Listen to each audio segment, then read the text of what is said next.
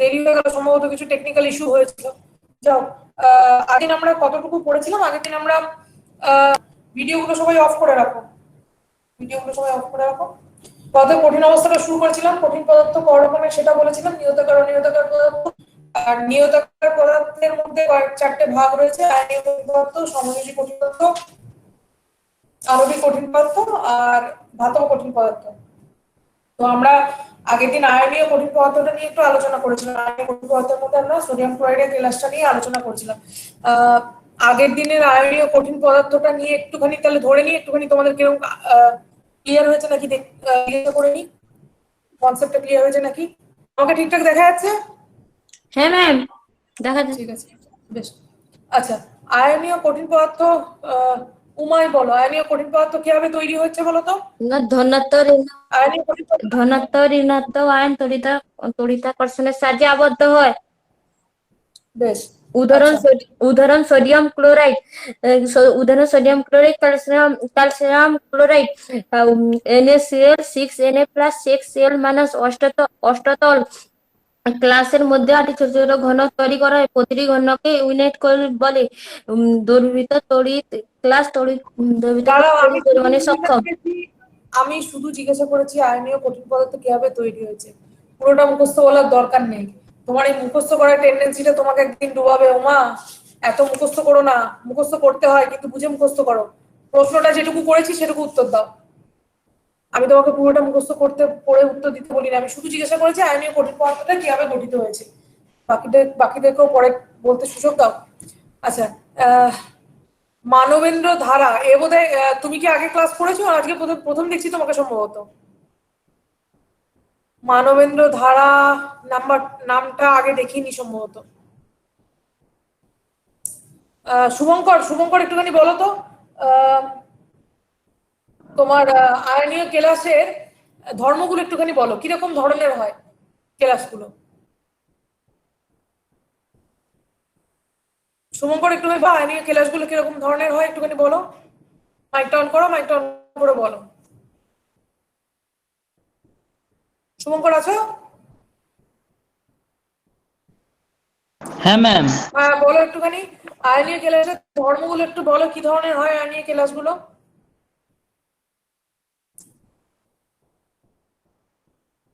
Ma'am আমি বলবো। শক্ত এবং ভঙ্গুর উচ্চ গলনাঙ্ক ও স্ফুটনাঙ্ক বিশিষ্ট হয়। আচ্ছা, বেশ। তারপরে জামারুল শেখ, তুমি আগে ক্লাস করেছো? না ম্যাম, আগের ক্লাসটা মিস হয়ে গেছে আমার। আগের ক্লাসটা মিস হয়ে গেছে। পিডিএফটা পেয়েছো? পিডিএফটা ডাউনলোড করেছো? হ্যাঁ হ্যাঁ ম্যাম। পিডিএফটা একটুখানি দেখে নিও, আগের ক্লাসটা আমি তবু একটু একবার রিভিশন করে দিচ্ছি। দীপঙ্কর আগের দিন ক্লাস করেছিলে। সৌম্যরাজ এইমাত্র জয়েন করলো। সৌম্যরাজ, তুমি আগের দিনের ক্লাসটা করেছিলে বোধহয়। সৌম্যরাজ আগের দিনের ক্লাসটা করেছিলে? না না, আমি আজকে ফার্স্ট। আজকে ফার্স্ট? আচ্ছা, কোন দিনের ক্লাসে দেখলাম? কালকের ক্লাসে বোধহয় তোমাকে দেখলাম। বেশ, দীপঙ্কর একটুখানি বলো। ম্যাম আমি বলছি আজকে ফার্স্ট আমি।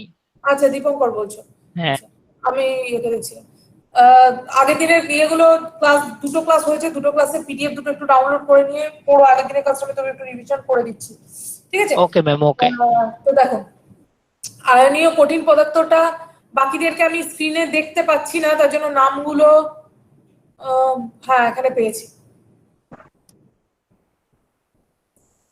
আজকে মাত্র এই কজন, কেন বাকিরা কি জয়েন করতে পারেন না? কি সমস্যা হয়েছে বুঝতে পারছি না। হ্যাঁ ম্যাম, আজকে জয়েন করতে খুব সমস্যা হচ্ছিল, আমি অনেকক্ষণ ট্রাই করে সম্ভবত কিছু টেকনিক্যাল ইস্যু হয়েছে। অন্বেষা, উপর থেকেই ধরি।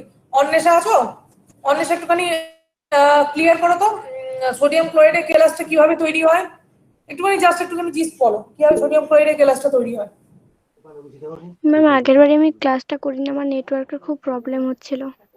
আচ্ছা, পিডিএফটা ডাউনলোড করে দেখে নিও, আজকে আমি এবার রিভিশন করে দিচ্ছি। বেশ, তাহলে বেশ কিছু জনই আগের দিন ক্লাসটা মিস করেছো, আগের দিন একটু রিভিশন করিয়ে দিই। আয়নীয় কঠিন পদার্থ নিয়ে আগের দিন একটু আলোচনা করেছিলাম। আয়নীয় কঠিন পদার্থটা হচ্ছে ধনাত্মক আর ঋণাত্মক আয়ন দিয়ে তৈরি। বিপরীত তড়িৎ ধনাত্মক যুক্ত তড়িতাদান যুক্ত আয়নগুলি পরস্পর তড়িতাকর্ষণে আবদ্ধ হয়, ঠিক আছে? বিপরীত তড়িৎ আকর্ষণ বলতে পজিটিভ আর নেগেটিভ দুটো আলাদা আয়ন থাকে। পরস্পর পরস্পরকে আকর্ষণে আবদ্ধ হয়। একটি স্থায়ী তড়িৎ নিরপেক্ষ আয়নীয় কঠিন পদার্থের একটি আয়ন কতগুলি বিপরীত আয়ন দ্বারা পরিবেষ্টিত থাকে।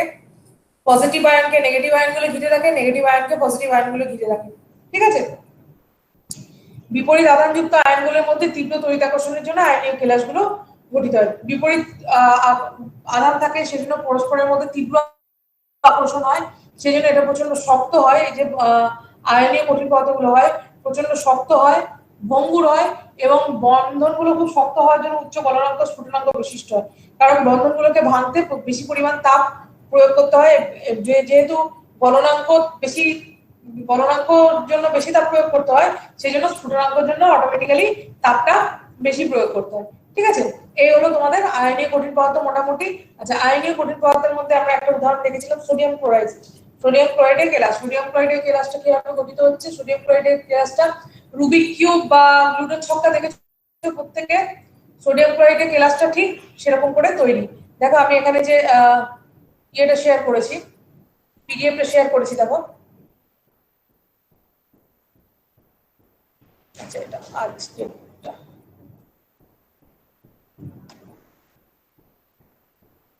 সোডিয়াম ক্লোরাইডের কেলাসটা সবাই দেখতে পাচ্ছ? হ্যাঁ ম্যাম। হ্যাঁ ম্যাম। সোডিয়াম ক্লোরাইডের কেলাসটা এখানে এখন শো করছি। ঠিক আছে, তো সোডিয়াম ক্লোরাইডের কেলাসটা দেখো এরকম রুবিক কিউব বা লুডোর ছক্কা যেরকম হয় সেরকম সোডিয়াম ক্লোরাইডের কেলাসটা তৈরি। ঠিক আছে, সোডিয়াম ক্লোরাইডের কেলাসটা লাল যে পয়েন্টগুলো আছে সেগুলো হচ্ছে সোডিয়াম Na+, আর সবুজ যে পয়েন্টগুলো আছে সেটা হচ্ছে ক্লোরিন বা Cl-। ঠিক আছে, তাহলে দেখো প্রত্যেকটা লালকে সবুজ ঘিরে আছে, আবার প্রত্যেকটা সবুজকে লালটা ঘিরে রয়েছে। সোডিয়াম ক্লোরাইডের অরিজিনাল কেলাসটা এই দেখো, যেখানে মাউসটা আমি ইয়ে করছি এরকম দেখতে হয়, আকারে খুব ছোট হয় কিন্তু এখানে বড় করে দেখানো হয়েছে 1.0 সেন্টিমিটার, এখানে বড় করে দেখানো হয়েছে। ঠিক আছে, আকারে কিন্তু খুব ছোট হয়, কারণ দেখেছি আমরা যে নুনগুলো ইউজ করি, সোডিয়াম ক্লোরাইড মানে তো এমনি খাবার লবণ, যেটা খাবার লবণের দানাগুলো কিন্তু দানাগুলো আমরা হাতে ছুঁতে পারি কিন্তু খুব ছোট। ঠিক আছে, এটাকে এখানে একটু বড় করে দেখানো হয়েছে।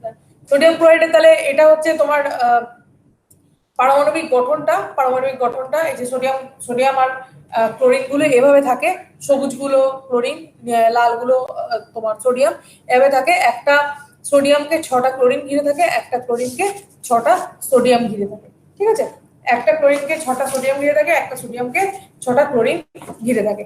এখানে দেখো সোডিয়াম আর ক্লোরিনের মধ্যে যে হাইব্রিডাইজেশনটা হচ্ছে, ঠিক আছে, হাইব্রিডাইজেশনটাকে আমরা বলছি sp3d2 হাইব্রিডাইজেশন। ঠিক আছে, sp3d2 হাইব্রিডাইজেশন হচ্ছে এবং এরা একটা অষ্টস্থলক গঠন করে। অষ্টস্থলকের মধ্যে আবার ছোট ছোট আরো ইউনিট সেল থাকে। ঠিক আছে, ছোট ছোট 8টা ঘনক থাকে। এই যে টোটাল অষ্টস্থলকটা আছে, যেখানে মাউসটা আমি ঘোরাচ্ছি সেখানে ছোট ছোট 8টা কিউব থাকছে। ঠিক আছে, 8টা কিউব থাকছে এবং এই 8টা ঘনক বা 8টা কিউব থাকছে এবং প্রত্যেকটাকে একটা করে কি বলবো, প্রত্যেকটাকে একটা করে ইউনিট সেল বলা হচ্ছে। আগে থেকে ইউনিট সেলটা নিয়ে কার যেন একটা সমস্যা হচ্ছিল, ইউনিট সেলটা বুঝতে পেরেছো? আমি লিখে দিয়েছিলাম এটার মধ্যে। তো প্রত্যেকের একটা করে ইউনিট সেল থাকে, 8 ঘনকের মধ্যে 8টা সেল থাকে। দেখো এখানে আমি পরে ছবিটা অ্যাড করে তোমাদের এইটা আবার আপলোড করে দিয়েছিলাম, এই মেটেরিয়ালটা ডাউনলোড করে। এই দেখো এখানে 8টা ইউনিটের মধ্যে থেকে একটা ইউনিটকে বের করে দেখানো হয়েছে। ঠিক আছে, এই যে একটা ইউনিটকে এখানে বের করে নিয়েছে, বের করে এটা দেখানো হয়েছে, এর ভিতরটা এরকম তৈরি হচ্ছে। ঠিক আছে, তো এটা হচ্ছে ক্লোরিন, সোডিয়াম আর ক্লোরাইডের প্রত্যেকের ক্ষেত্রে এরকম একটা করে ঘনক থাকে, যার ফলে পুরো স্ট্রাকচারটা অষ্টস্থলক বা অক্টাহেড্রন আমরা যেটাকে বলি, পুরো স্ট্রাকচারটা অষ্টস্থলক বা অক্টাহেড্রনের মতো দেখতে হয়। ক্লিয়ার হয়েছে? সবার আগের দিনেরটা ক্লিয়ার হয়েছে? যারা যারা আগের দিন ক্লাস করেনি বললে আগের দিনেরটা ক্লিয়ার হয়েছে? একটুখানি হ্যাঁ ম্যাম। চ্যাট বক্সে একটুখানি লিখে দাও চট করে, বা মাইক খুলে বলে দাও আগের দিন। হ্যাঁ ম্যাম, হয়েছে। ঠিক আছে, এটা একটুখানি পিডিএফটা পড়ে নিও, পিডিএফটা তো দেয়া রয়েছে, পিডিএফটা পড়ে নিও। কারো কোনো সমস্যা হলে তো আমি আছি, আবার কালকে ক্লাস আছে, কালকে শুনে নেবো। আচ্ছা, নেক্সট আমরা চলে যাচ্ছি, আজকে পড়বো সমযোজী কঠিন পদার্থ। ঠিক আছে, সমযোজী কঠিন পদার্থটা কি জিনিস, আগে সমযোজী কঠিন পদার্থের সংজ্ঞাটা একটুখানি পড়ি ভালো করে। সমযোজী কঠিন পদার্থের মধ্যে আমরা এখানে হীরক আর গ্রাফাইট দুটো জিনিসের স্ট্রাকচার করবো। ঠিক আছে, তো সমযোজী কঠিন পদার্থ কি জিনিস?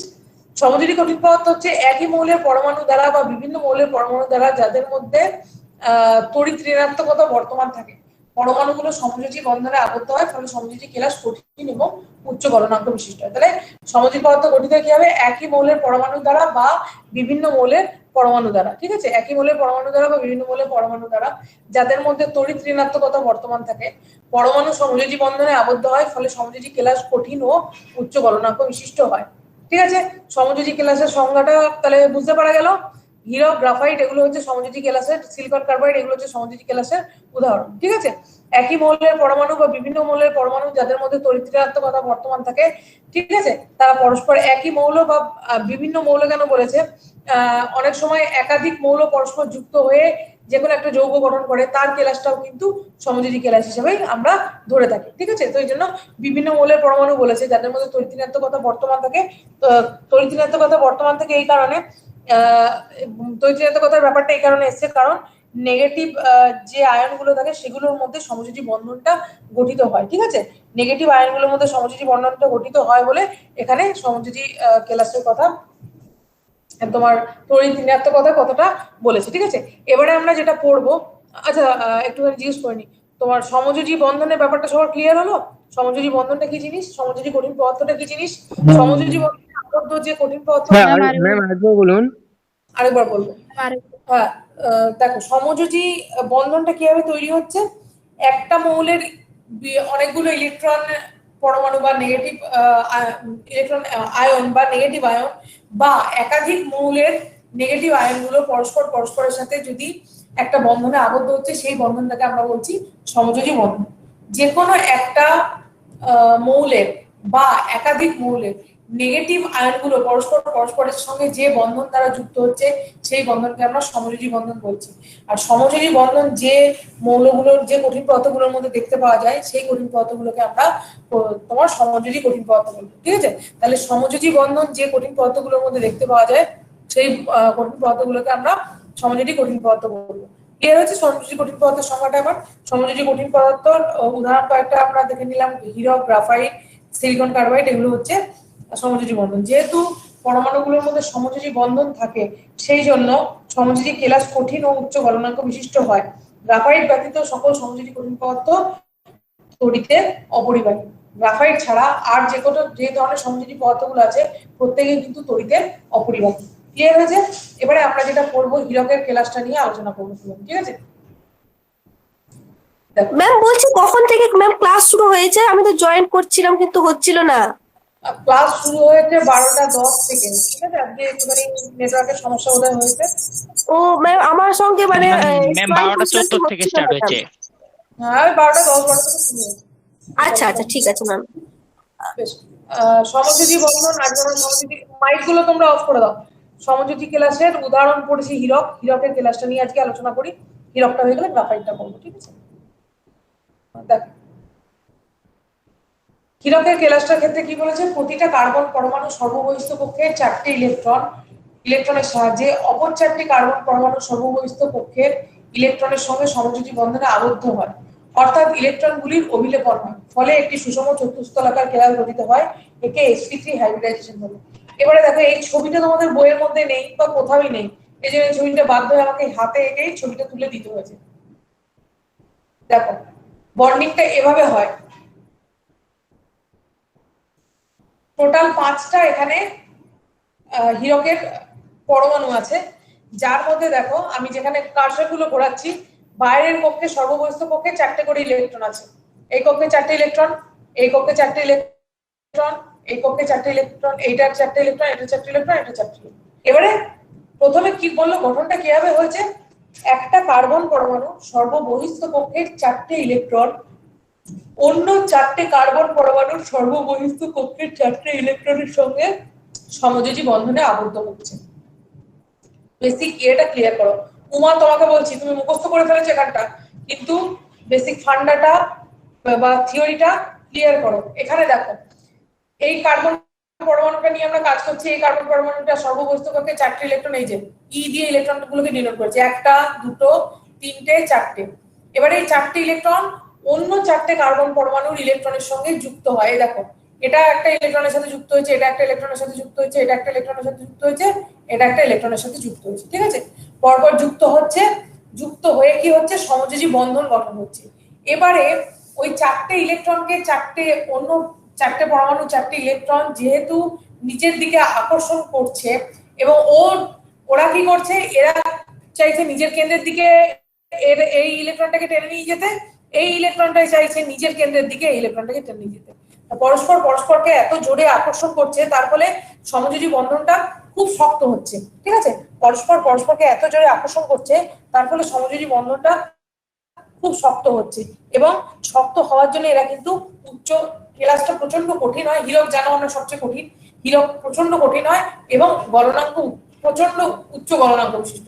যত বেশি কঠিন হবে সেই জিনিসটাকে গলাতে তত বেশি টাইম লাগবে, তাই তো? যত বেশি কঠিন হবে সেই জিনিসটাকে গলাতে তত বেশি টাইম লাগবে। আর সেই জন্যই হীরকটা হচ্ছে প্রচন্ড শক্ত এবং উচ্চ গলনাঙ্ক বিশিষ্ট। ক্লিয়ার হয়েছে? এই জায়গাটা প্রত্যেকের ক্লিয়ার হয়েছে? প্রথম যে লাইনটা বলেছে, হীরকের প্রতিটি কার্বন পরমাণু সর্ববহিস্থ কক্ষে 4টি ইলেকট্রনের সাহায্যে অপর 4টি কার্বন পরমাণুর সঙ্গে সমযোজী বন্ধনে আবদ্ধ হয়। এই লাইনটা ক্লিয়ার হয়েছে? এই লাইনটা হচ্ছে এই ছবিটা। প্রত্যেকে দেখো ছবিটা ভালো করে দেখো, দেখে বলো আমার কি ক্লিয়ার হয়েছে নাকি, নইলে আবার বলবো। প্রত্যেকে ছবিটা ভালো করে দেখো, দেখে বলো clear হয়েছে। আবার একটু বলুন ম্যাম, আবার একটু বলুন। হ্যাঁ বলছি, দেখো ছবিটা পেয়েছো তো? ছবিটা দেখো, ছবিটাতে আমরা কি করেছি, এটা হচ্ছে আমাদের এই কার্বন পরমাণুটা নিয়ে আমরা ইয়ে করছি। ঠিক আছে, এই কার্বন পরমাণুটা দেখছি, এটা হীরকের একটা কার্বন পরমাণু। এই কার্বন পরমাণুটার সর্ববহিস্থ কক্ষে 4টে ইলেকট্রন থাকে, 1টা 2টো 3টে 4টে। সর্ববহিস্থ কক্ষে 4টে ইলেকট্রন অন্য 4টে কার্বন পরমাণু, অন্য 4টে কার্বন পরমাণু সর্ববহিস্থ কক্ষে 4টে ইলেকট্রনের সাথে যুক্ত হয়। 4টে আলাদা আলাদা কার্বন পরমাণু 4টে ইলেকট্রনের সাথে যুক্ত হচ্ছে। যুক্ত হওয়ার ফলে কি হচ্ছে, প্রত্যেকেই নিজের কেন্দ্রের দিকে টেনে নিয়ে যাওয়ার চেষ্টা করছে। এই যে কার্বন পরমাণুটা, এর ইলেকট্রন চেষ্টা করবে কি এই ইলেকট্রনটাকে নিজের সর্ববহিস্থ কক্ষে টেনে নিয়ে আসতে, আবার এই ইলেকট্রনটা চেষ্টা করবে এই ইলেকট্রনটাকে নিজের সর্ববহিস্থ কক্ষে টেনে নিয়ে আসতে। ঠিক আছে, তাহলে আমরা কি করছি, এই জায়গাটাতে আমরা এখানটাতে দেখছি, দাঁড়াও কোন এই এই একটা ইলেকট্রন আর এই একটা ইলেকট্রন। ঠিক আছে, এই একটা ইলেকট্রন, এই একটা ইলেকট্রন, এই একটা ইলেকট্রন, ইলেকট্রন গুলো বন্ডিংটা হয়েছে সেটা তো দেখিয়ে দিচ্ছি। এই একটা ইলেকট্রন, এই একটা ইলেকট্রন। এবার ক্লিয়ার হয়েছে কোন কোন ইলেকট্রন গুলোর মধ্যে বন্ডিং হয়েছে? প্রত্যেকে ক্লিয়ার হয়েছে? বলো হ্যাঁ ম্যাম। ক্লিয়ার হয়েছে? হ্যাঁ ম্যাম। হ্যাঁ ম্যাম হয়েছে। এবারে দেখো, এবারে এই যে ইলেকট্রন গুলো, এই ইলেকট্রনটা কি চেক করছে, এই যে অ্যারোটা যেখানে রাখা রয়েছে, এই ইলেকট্রনটা চেষ্টা করছে এই ইলেকট্রনটাকে নিজের সর্ববহিস্থ কক্ষে টেনে নিয়ে আসা। তাহলে ওর তড়িৎ ঋণাত্মকতা বাড়বে, ওর শক্তিটা বাড়বে।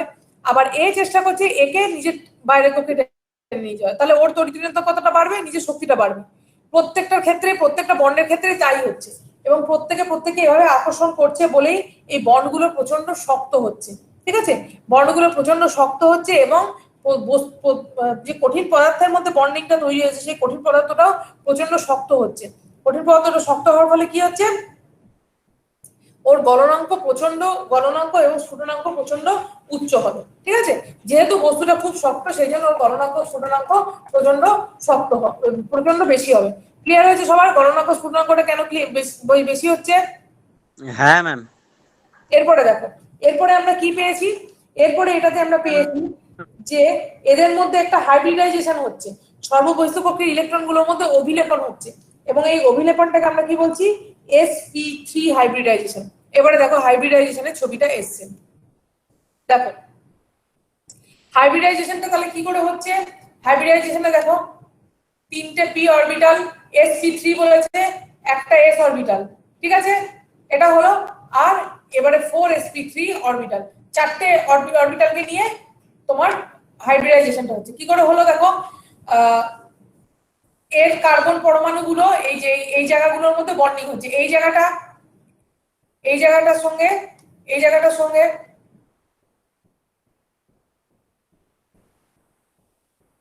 এই জায়গাগুলোর মধ্যে, এই যে উপরের জায়গাটা যেটা রয়েছে, এই যে জায়গাটা রয়েছে, এই যে জায়গাটা রয়েছে আর এই যে জায়গাটা রয়েছে, এর সাথে এগুলোর মধ্যে বন্ডিং তৈরি হচ্ছে। এই তিনটের মধ্যে বন্ডিং হয়েছে, বন্ডিং হয়ে এর সাথে বন্ডিংটা তৈরি হচ্ছে। ঠিক আছে, এই জন্য sp3 বন্ডিং বলেছে। তাহলে এই যে উপকক্ষগুলোর অভিলেপন হবে, উপকক্ষগুলো একটা আরেকটার উপরে গিয়ে পড়বে, একটা আরেকটার উপরে গিয়ে পড়ছে বলে এই দেখো নিচের এই ছবিটা এসছে, দেখো 3D একটা ফিগার আসবে।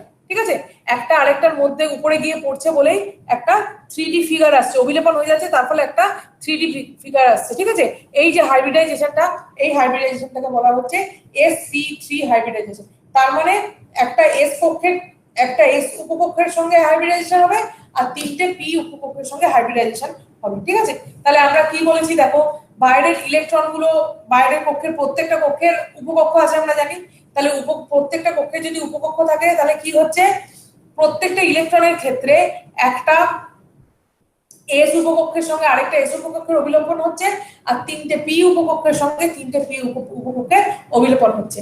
তার ফলে sp3 হাইব্রিডাইজেশনটা আমরা তোমার ডায়মন্ডের মধ্যে দেখতে পাচ্ছি। প্রত্যেকে ক্লিয়ার হয়েছে জিনিসটা? না ক্লিয়ার হলে বলো, ম্যাম আরেকবার বলুন। আবার বলবো 100 বার, একবার কেন 10 বার, না না যতক্ষণ ক্লিয়ার হবে বলতে থাকবো। দেখো কি হয়েছে, একটা প্রত্যেকটা ইলেকট্রনের ক্ষেত্রে যখন হাইব্রিডাইজেশনটা হচ্ছে, হাইব্রিডাইজেশনটা কিভাবে হচ্ছে, একটা এস কক্ষের সঙ্গে একটা ইলেকট্রনের এস কক্ষের সঙ্গে অপর একটা ইলেকট্রনের এস কক্ষের এস উপকক্ষের আর একটা ইলেকট্রনের 3টে পি উপকক্ষের সঙ্গে অপর একটা ইলেকট্রনের 3টে পি উপকক্ষের অভিলেপন হচ্ছে। অভিলেপন হচ্ছে মানে একটা উপকক্ষ আরেকটা উপকক্ষের উপরে গিয়ে পড়ছে। অভিলেপন মানে ব্যাপারটা, ওভারল্যাপিং ব্যাপারটা কি বলতো, কোন জিনিসটা দেখবে যখন ভিডিও দেখতে দেখতে অনেক সময় কি হয়, দুটো ভিডিও একসাথে মার্জ হয়ে যায়। অনেক সময় ইউটিউবে হয় দেখবে অ্যাডটা চলছে, অ্যাডটা চলতে চলতে পরে ভিডিওটা চালু হয়ে গেল, ওই জিনিসটাকে বলা হচ্ছে অভিলেপন। বা কখনো কোনো কিছু শুনছো, ঠিক আছে, শুনতে শুনতে, সাপোজ এই যে আমি পড়াচ্ছি, মনে করো তোমরা দুজনে একসাথে উত্তর দিচ্ছ, বা আমি আর তোমাদের মধ্যে কেউ একজন একসাথে কথা বলছি, তখন আমাদের কি হবে, কথাগুলোর মধ্যে ওভারল্যাপিং হয়ে যাবে। কথাগুলো একজনের কথা আরেকজনের কথায় উপরে পড়ে যাওয়ার ফলে কি হবে, কেউ কারোর কথা শুনতে পারবো না।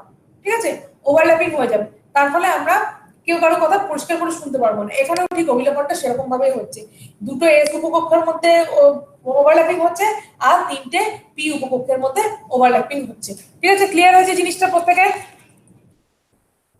ক্লিয়ার জিনিসটা? বেশ, এইটা হচ্ছে তোমাদের ডায়মন্ডের অরিজিনাল স্ট্রাকচার, যেটা বইয়ে দেয়া রয়েছে, ভালো করে দেয়া নেই। এখানে দেখো ছবিটা খুব ক্লিয়ার করে দেয়া রয়েছে, একটু আমি ইচ্ছা করে বড় করে দিয়েছি, ফেটে গেছে ছবিটা, কিন্তু জিনিসটা যাতে ক্লিয়ার ভাবে বুঝতে পারো। প্রত্যেকটা কার্বন পরমাণু দেখো কিভাবে রয়েছে, এই যে একটা কার্বন পরমাণু, এই একটা কার্বন পরমাণু, এই একটা কার্বন পরমাণু, এই একটা কার্বন পরমাণু, এই একটা কার্বন পরমাণু। ঠিক আছে, প্রত্যেকে এভাবে রয়েছে। আচ্ছা, আগের দিনে তোমরা এইটা নিয়ে আমার সাথে অনেক তর্কাতর্কি করলে, অনেক কিছু বললে, ফাঁকা জায়গা ক্রিয়েট হয়। কোথায় এখানে ফাঁকা জায়গার কথা এবারে বলো। উমা বলেছিলে, শুভঙ্কর বলেছিলে, আমার মনে আছে তোমাদের নামগুলো। এইবারে বলো কোথায় ফাঁকা জায়গাটা ক্রিয়েট হচ্ছে, সমযোজী বন্ধনের মধ্যে এখানে ফাঁকা জায়গা কোথায় ক্রিয়েট হচ্ছে একবার আমাকে বলো। এটা হচ্ছে অরিজিনাল ডায়মন্ডের যেটা স্ট্রাকচার তার ছবি। এখানে কোথাও ফাঁকা জায়গাটার ইয়েটা তখনই আসবে যখন আমরা ফ্রেঙ্কেলের ত্রুটি, স্কোটকির ত্রুটি এগুলো পড়বো। যখন ত্রুটিগুলো পড়বো তখন ফাঁকা জায়গার ব্যাপারটা আসবে। মুখস্থ করলে এই সমস্যাটাই হয়। আগের দিনে তোমরা ফাঁকা জায়গার কথাটা বলেছিলে, এইটা হচ্ছে ডায়মন্ডের স্ট্রাকচার। এই ডায়মন্ডের স্ট্রাকচারে কোনো একটা এরকম জায়গা আছে যেখানটা ফাঁকা রয়েছে বা যেখানে কার্বন পরমাণু নেই। উমা শুভঙ্কর দুজনেই বলেছিলে এটা, তো কার কাছ থেকে শুনেছো বা কিভাবে পড়েছো আমি জানি না। ফাঁকা জায়গাটার কনসেপ্টটা কিন্তু সমযোজী কেলাসের অন্তত হীরকের মধ্যে নেই। ফাঁকা জায়গার কনসেপ্টটা কিন্তু হীরকের কেলাসের মধ্যে একদমই নেই। যেটা যখন আমি বলি, উমা বলেছিলে, উমা আমার মনে আছে, দুজন বলেছিলে মোট কথা, উমা বলেছিলে আরেকজন বলেছিলে, শুভঙ্কর আমার যত মনে হচ্ছে শুভঙ্করই বলেছিলে, যাই হোক ভুলে যেতে পারি, কিন্তু দুজন বলেছিলে মোট কথা। যাই হোক, ফাঁকা জায়গার ইয়েটা কিন্তু এখানে কোথাও আসছে না। যদি মাথায় ঢুকিয়ে রেখে থাকো তাহলে মাথা থেকে জিনিসটা বের করো। ওটা কিন্তু ফাঁকা জায়গার যে কি বলবো কনসেপ্টটা, সেটা কিন্তু আমরা ফ্রেঙ্কেলের ত্রুটি, স্কোটকির ত্রুটি যখন পড়বো তখন আমরা সেটা নিয়ে আলোচনা করব। এখানে আপাতত সমযোজী বন্ধনের উদাহরণস্বরূপ হীরকের কেলাস নিয়ে যখন আমরা আলোচনা করব, সেখানে কোনো ফাঁকা জায়গার কনসেপ্ট নেই। সেখানে sp3 হাইব্রিডাইজেশন হচ্ছে, একটা এস উপকক্ষ এবং 3টে পি উপকক্ষ পরস্পরের সাথে, একটা এস উপকক্ষ একটা এস উপকক্ষের সাথে এবং 3টে পি উপকক্ষ 3টে পি উপকক্ষের সাথে ওভারল্যাপ করছে, এবং ওভারল্যাপ হওয়ার ফলে বন্ডিংটা হয়ে যাচ্ছে প্রচন্ড স্ট্রং। ঠিক আছে, ওভারল্যাপ হয়ে যাওয়ার ফলে কি হয়ে যাচ্ছে, বন্ডিংটা হয়ে যাচ্ছে প্রচন্ড স্ট্রং। ঠিক আছে, এইটা হচ্ছে তোমাদের হীরকের গঠন। ঠিক আছে, আর এখানে যে কেলাসটা গঠিত হচ্ছে দেখো, কেলাসের মধ্যে কেলাসটা হচ্ছে ত্রিমাত্রিক কেলাস, যে ছবিটা আমরা দেখতে পেলে ছবিটা ত্রিমাত্রিক বা 3 ডাইমেনশনাল হচ্ছে। 3 ডাইমেনশনাল কি বলেছিলাম গো? 3 ডাইমেনশনাল কোন ছবিগুলোকে বলা হয়? 3 ডাইমেনশনাল কোন ছবিগুলোকে বলা হয়? Hero graphite. কোন ছবিগুলোকে বলা হয়? হিরো গ্রাফাইটের আমি উদাহরণ দেখাবো। 3 ডাইমেনশনাল কোন ছবিগুলোকে বলা হয়? ওই 3D picture ma'am. 3D picture সেটা তো জানলাম, 3 ডাইমেনশনালের শর্ট ফর্মটা 3D। কখন বলা হয়? কখন বলা হয়? আমরা যে ছবিগুলো যখন হ্যাঁ বলো যখন ওটা ধরতে পারবো, হাতে যখন ওটা ছুঁয়ে ধরতে পারবো, কোনো ধরতে বক্স পারবো। টক্স এরকম কিছু। সবচেয়ে মেইন যেটা হচ্ছে 3D কেন বলা হচ্ছে? 3টে অক্ষ যখন থাকবে, এক্স অক্ষ, ওয়াই অক্ষ, জেড অক্ষ, যে কোনো ছবি বা যে কোনো বস্তুর ক্ষেত্রে যখন 3টে অক্ষ কাজ করবে একসাথে, 3টে অক্ষ দিয়ে ছবিটা তৈরি হবে, তখন সেটাকে আমরা বলবো 3 ডাইমেনশনাল পিকচার বা 3D পিকচার। ঠিক আছে, এখন এই ডাইমেনশন গুলো আরো বেড়ে গেছে, জিনিসটাকে আরো ভালো রকম ক্যামেরার সাথে আরো ভালো রকম ছবি আমরা দেখতে পাবে। 7D 11D অবধি চলে গেছে, তার মানে 11 ডাইমেনশনাল। মানে ছবিটা তোমার একদম অরিজিনাল মনে হবে। এখানে তো তাও ছবির মতো মনে হচ্ছে, কিন্তু 11D ছবি যেগুলো হচ্ছে, মাঝে মাঝে কিছু ছবি আসে, তোমরা দেখেছো নাকি আমি জানি না, একটা ছবি এসছে রাস্তার মধ্যে ছবিটা তৈরি করেছে। আমি তোমাদেরকে একটা ছবি শেয়ার করছি, তাহলে বুঝতে পারবে 11 ডাইমেনশনাল ব্যাপারটা কিরকম হয়। দাঁড়াও।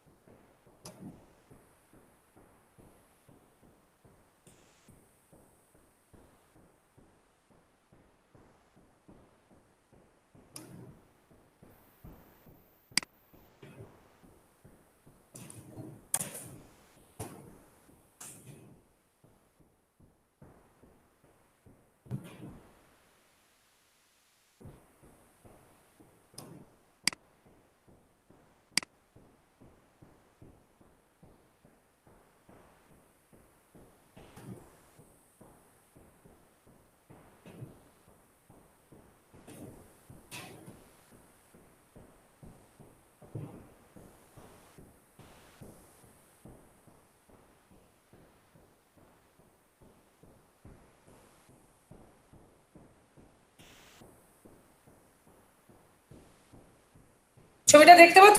একটা কুকুরের ছবি আমি দিয়ে করেছি, দেখতে পাচ্ছ সবাই? না না ম্যাম। ম্যাম। না আচ্ছা, ম্যাডাম দেখতে পাইনি। দাঁড়াও। না ম্যাম দেখা যাচ্ছে না তো। দাও।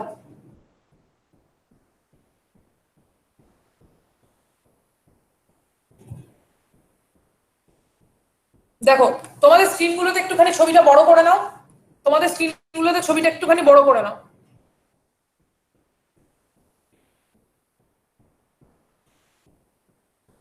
বড় করে নিয়েছো?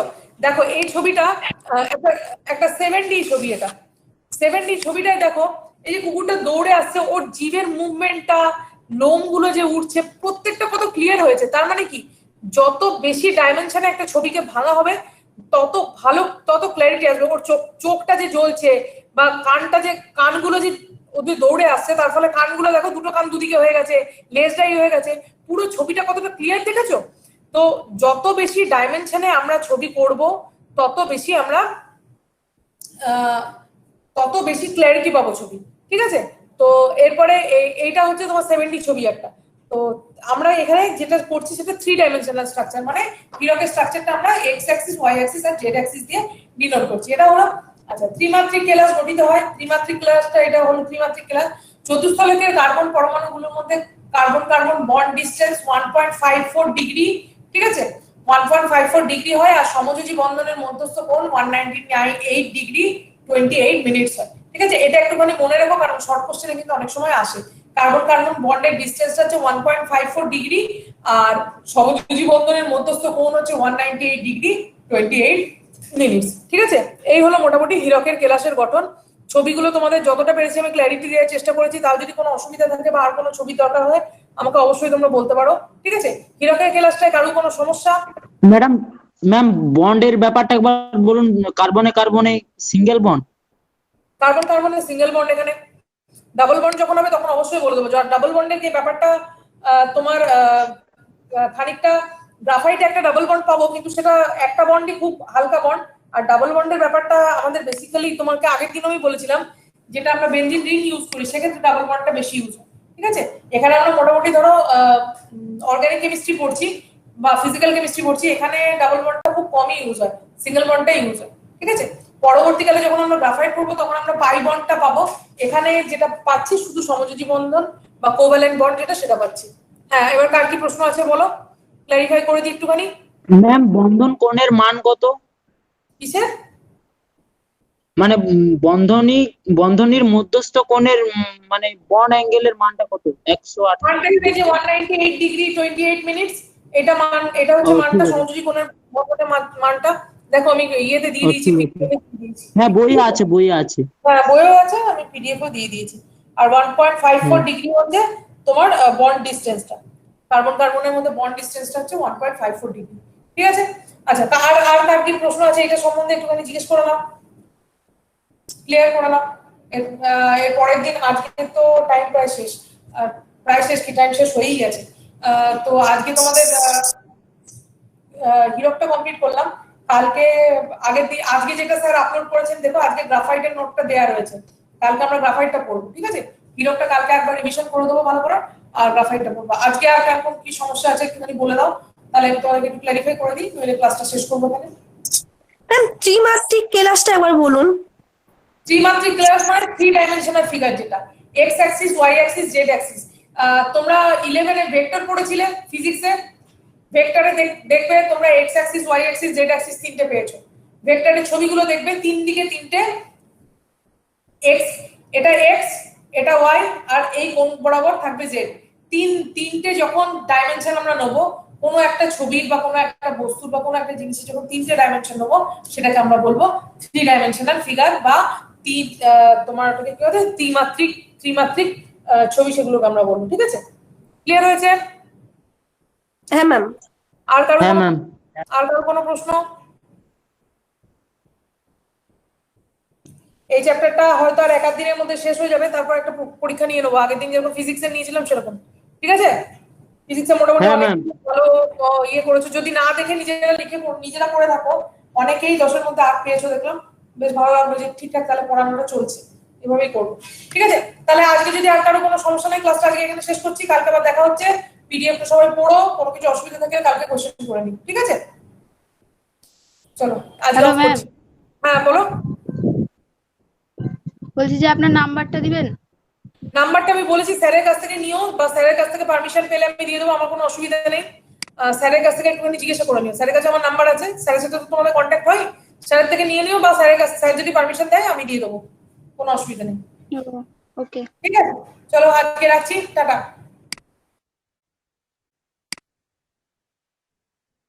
ওই পরীক্ষা কি হয়েছিল রে? হ্যালো।